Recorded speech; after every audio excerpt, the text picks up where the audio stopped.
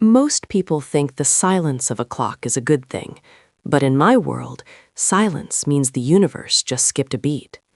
I've spent 40 years in the belly of the great cathedral clock, listening to the brass pulse of the city, and you learn things when you live among the gears. You learn that life isn't about the big moments, it's about the friction, the tiny teeth of time catching just right. My routine never changes. I wake at 5, I oil the primary axle, and I listen. If the city is breathing, the clock is ticking. It's a comforting lie, the idea that we're the ones keeping everything moving. But this morning, the lie broke. I was calibrating the escapement wheel, a piece of gold-plated precision I've touched 1,000 times, when I heard it. Not a tick, not a whir, but a thud.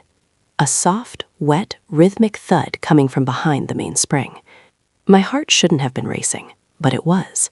I reached into the dark, past the spinning weights, expecting a trapped bird or maybe a stray cat. But my fingers met something warm. It wasn't feathers, and it wasn't fur. It was skin. I pulled back the panel, the one that hasn't been opened since the clock was built in 1892, and the light from my lantern spilled inside.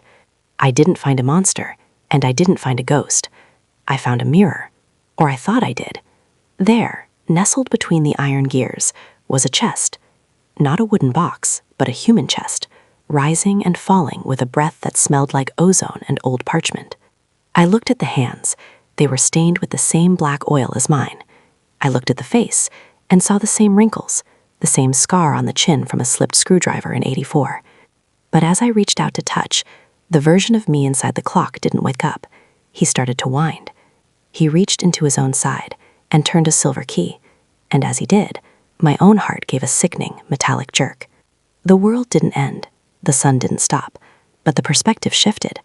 I wasn't the man fixing the clock. I was just the latest part being installed. Stoicism isn't about being the master of your fate.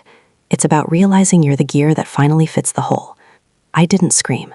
I just picked up my oil can, because the city needs to wake up, and someone has to keep the rhythm, even if the rhythm is just a machine, dreaming it's a man.